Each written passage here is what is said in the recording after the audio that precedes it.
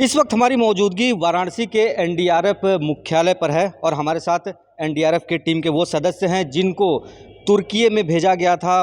प्रधानमंत्री मोदी ने खुद अपने तरफ से तुर्की के मदद के लिए इनको वहां पर डिप्लॉय किया था। इनसे बात करेंगे और जानेंगे किस तरीके से वहां पर इन्होंने काम किया, क्या कुछ इनका एक्सपीरियंस वहां पर रहा। सर, सबसे पहले आपका नाम जानना चाहेंगे। मेरा नाम है Abhishek Kumar Rai, deputy commandant. Sir, आप लोग तुर्की गए, किस तरीके से वहाँ का एक्सपीरियंस रहा, क्या कुछ रहा, जानना चाहेंगे। देखिए, वहाँ का एक्सपीरियंस अपने आप में अनूठा था, क्योंकि जब हम वहाँ पहुँचे तो वहाँ जिस प्रकार से शहर बर्बाद हो रखा था वह अपने आप में एक अद्वितीय घटना थी।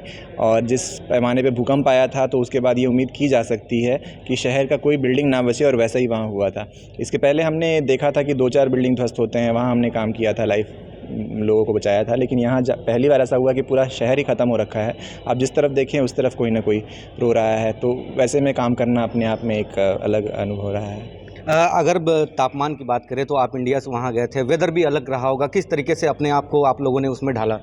देखिए, तापमान जब हम वहाँ पहुँचे तो -9 था, और -6, -7 ये डेली रात को हो जाता था। शाम होते ही कनकनी बढ़ जाती थी। तो हमारे पास विंटर क्लोथिंग्स अवेलेबल थे जो हाई एल्टीट्यूड में हमें मुहैया कराए जाते हैं, और उसके मदद से हम लोग वहाँ रहते थे। हमारे पास टेंटेज थे, स्लीपिंग बैग्स थे, तो इस प्रकार की चीज़ें हमारे को भारत सरकार द्वारा दी गई थी। सर, जानना चाहेंगे वहाँ के जो लोग थे और बाकी जो वहाँ के जवान थे, उनका किस तरीके से आप लोगों से अटैचमेंट या किस तरीके का आप लोगों से बातचीत का वो रहा। पहली बात तो वो हमारी भाषा समझते नहीं थे और ना हम उनकी भाषा समझते थे, तो बीच में एक इंटरप्रेटर की ज़रूरत पड़ती थी जो कि हमारे भाषा को ट्रांसलेट करता था। तो इस प्रकार से उनकी जो भी दुख वाली घटना थी, उनके दर्द को हम समझते थे, और जहाँ वो कहते थे हमें जिस वर्क साइट पर काम करने के लिए, हम वहाँ वैसे करते थे। दूसरी बात कि जब भी एक्सप्रेशंस तो हम समझ लेते हैं किसी की, लेकिन भावना और बातों को समझने के लिए हमें किसी की ज़रूरत होती है। तो अगर वो कुछ भावनात्मक चीज़ें भी कहते थे, जैसे कई वाक़या ऐसा हुआ जब लोगों ने हमें गले लगा लिया कुछ कहकर, तो वो हमें समझ में नहीं आता था। तो फिर इंटरप्रेटर बताता था कि वो ये चीज़ कह रहे हैं, वो हमें कह रहे हैं कि हिंदुस्तानियों को हम बहुत प्यार करते हैं, या हिंदुस्तानी हमारा सम्मान है, इस प्रकार की बातें कहते थे। वो फिर हमें गले लगा लेते थे। इस तरीके के इंसिडेंट के बाद आप लोगों ने अपना 100% दिया। किस तरीके का आपके अंदर, आपके मन में, जहन में जिस तरीके से लोग गले लगा रहे थे, तो क्या भावनाएं रही आप लोगों की।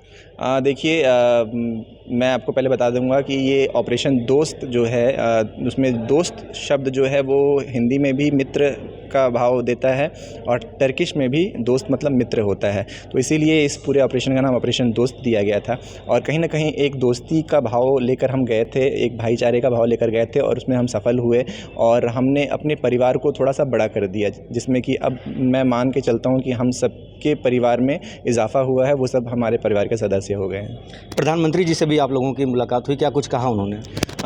ये एक अनूठा अनुभव था, और ये एक जीवन में मैं कभी इसको भूल नहीं सकता। हम सबके लिए एक अविस्मरणीय क्षण था जब प्रधानमंत्री जी ने अपने घर पर हमें बुलाया और हमारी बातें पूछी और हमें सम्मान दिया। तो उन्होंने कई बारीकियां पूछी कि वहाँ क्या हुआ, लोग क्या कहते थे, कैसे तालमेल से हमने काम किया। और भी एजेंसीज़ वहाँ गई थी, 80 देशों से लोग एजेंसीज़ गई थी वहाँ, उनके साथ मेल मिलाप करके हमने कैसे ज़िंदगियाँ बचाई, हर चीज़ का वो एक्सपीरियंस जानना चाहते थे। हमारे डॉग्स ने क्या काम किया, महिला रेस्क्यूअर्स भी थी एक टीम में, तो उनको क्या दिक्कतें आई, उन्होंने कैसे लोगों को निकाला, हर चीज़ के बारे में उन्होंने जानकारी ली। सर, आपका नाम जानना चाहेंगे। मैं राम भवन Singh Yadav, deputy commandant, TR battalion NDRF. Sir, किस तरीके का चैलेंजिंग मोमेंट था, क्या एक्सपीरियंस रहा। चैलेंजिंग तो जैसे सर ने बताया कि जैसे ही हम गाजियान्टेप एयरपोर्ट पे लैंड किए तो वहाँ पे -7 या -9 टेम्परेचर था। तो सबसे बड़ा जो वहाँ का मेजर हर्डल था हमारे लिए वो टेम्परेचर था। और जब हम साइट पे गए तो जैसे कि 7.8 स्केल का अर्थक्वेक था, वो बहुत ही बड़ा स्केल है। और जिस अंताक्या सिटी में हम गए थे वो पूरा का पूरा सिटी ही तबाह हो गया था। ऑलमोस्ट ऑल बिल्डिंग्स पे असर हुआ था, कुछ बिल्डिंग्स बिल्कुल ढह गई थी, और जो खड़ी थी उनके नीचे वाले 1-2 फ्लोर डैमेज हो गए थे।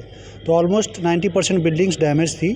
और वहाँ पे काम करना, फिर दूसरे देश में जाना, वहाँ लैंग्वेज बैरियर, लेकिन इसके बावजूद सारी हर्डल्स को क्रॉस करके, चूँकि हम टेंस रेस्क्यूअर्स हैं सारे और इसी दिन के लिए ट्रेनिंग दी जाती है, तो हमने जो हमारा मिशन था कि जितना से जितना हो सके लाइव रेस्क्यू करें।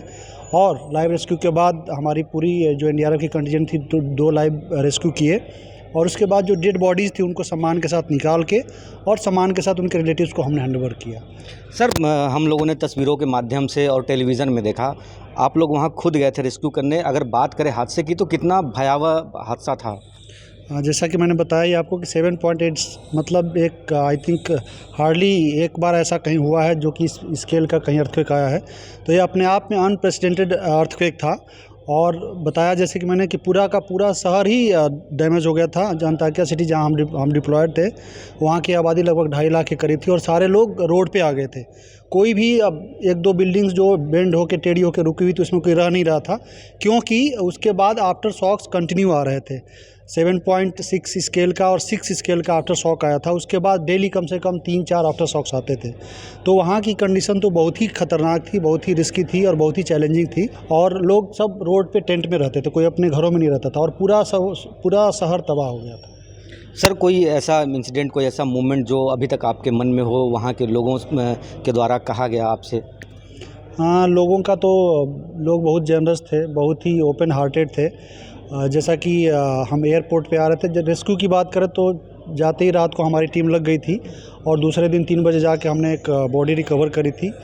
जब उस बॉडी को हमने उसके अंकल को हैंडओवर किया तो उनके आंखों में आंसू थे और हमको गले लगाया और बड़ी मतलब बातें करी कि आप भगवान के बाद आप लोग हैं, आप लोग बहुत अच्छा काम कर रहे हैं, इंडिया हमारा फ्रेंड है, हमारे नाम से आइडेंटिफाई कर रहे थे। तो बहुत ही इमोशनल मोमेंट थे। जब हम एयरपोर्ट पे आ रहे थे तो लोग तालियों से हमको विदा कर रहे थे, कुछ लोगों की आंखों में आंसू थे। तो अपने आप में यूनिक एक्सपीरियंस है जिसको हम संजो के अपने लाइफ टाइम के लिए प्रिजर्व कर सकते हैं। प्रधानमंत्री ने खुद आप लोगों की हौसला अफजाई की, कितना प्राउड फील हो रहा है उसके बाद? ऑब्वियस सी बात है, जब किसी देश का मुखिया आपको अपने रेजिडेंस पे बुला के और आपके काम की तारीफ़ करे, आपसे रूबरू हो, आपको चाय पिलाए, तो ये तो हर एक कंट्री वासी के लिए बहुत ही प्राउड मोमेंट है और हमारे सारे टीम मेंबर्स के लिए एक once in a life time experience है। इसको हम प्रिजर्व करके अपने लाइफ टाइम तक रखेंगे। केवल यही नहीं, सर ने हमारी एक चीज़ों को जानने का प्रयास किया कि हमको वहाँ काम करने में क्या दिक्कत आ रही थी। वहाँ बहुत सारी 80+ कंट्रीज़ की रेस्क्यू एजेंसीज़ काम कर रही थी, तो उनके साथ हमारा कैसा एक्सपीरियंस था। सर ने जैसे बताया कि डॉग्स ने कैसा काम किया, हमारी महिला रेस्क्यूअर्स ने क्या काम किया, तो हर एक चीज़ को बारीकी से सर ने पूछा और हमसे जानने की कोशिश की। तो ये हमारे लिए बहुत ही अनूठा अनुभव था और हम इसको प्रिजर्व करेंगे अपने लाइफ टाइम के लिए। और ऐसा कोई देश का मुखिया करता है तो हमको और भी अच्छा करने के लिए मनोबल मिलता है, उत्साह मिलता है कि नेक्स्ट टाइम जाएँ तो हम इसे और भी बेहतर करके आएँ, सो दैट कि हमारे देश के मुखिया मिले और हमारे कामों की सराहना हो, जिससे कि हमारे देश के मुखिया का नाम हो और हमारे देश का नाम हो। सर आपका नाम जानना चाहेंगे? मेरा नाम पवन कुमार वर्मा है। सर पूरा देश आप लोगों पे गर्व कर रहा है, एक्सपीरियंस जानना चाहेंगे, किस तरीके का एक्सपीरियंस था तुर्की में? हम लोग जिस दिन वहाँ से आ रहे थे, ऑपरेशन तो किए हैं और वहाँ के जो महिलाएं थे, लेडीज़ थे, सभी के आंखों में आंसू था। इतना उन लोग में प्यार दिया हम लोग का, वहाँ सम्मान बहुत लोग दिया, हम लोग काम भी किए। इसलिए कोई ऐसा मोमेंट जो आप शेयर करना चाहें हम लोगों से वहाँ के बारे में? वहाँ के हम लोग जिस दिन गए उसी दिन वहाँ पे काम में लग गए। उसके बाद ये एक मतलब डेड बॉडी निकला तो उसका फैमिली वाले हम लोग से मतलब गले लग के रो रहे थे। या किसी का जैसे चोट या ये था, उसको हम लोग साथ में अपने मेडिकल का फर्स्ट एड का सारे सामान ले गए थे, तो उसको भी हम लोग जारी साथ में साइड पे काम तो जैसे CSR का कर रहे थे, साथ में दवा हो, ड्रेसिंग, छोटे मोटे घाव, ये सारे कर रहे थे। तो उससे बहुत मतलब अच्छा प्राउड मतलब वो लोग हेल्प हम लोग के लिए कर रहे थे, अच्छा मान रहे थे, बहुत शाबाशी दे रहे थे। और भी लोग हैं हमारे साथ, उनसे बात करेंगे और जानेंगे क्या कुछ रहा वहाँ का। सर आपका नाम जानना चाहेंगे? मैं कांस्टेबल यानी कपूर चंद। सर क्या एक्सपीरियंस रहा वहाँ पे? आपदा में हमेशा आप लोग फ्रंट पे खड़े रहते हैं, तुर्की भी आप लोग हैं, अपना 100% देकर आए, क्या कुछ रहा वहाँ पर? हमें देखा गया कि हमें जो यहाँ की शिक्षा हमको दी गई थी, हमने वहाँ पाया कि हमें कैसी स्थिति में वहाँ पे कैसे काम करना है।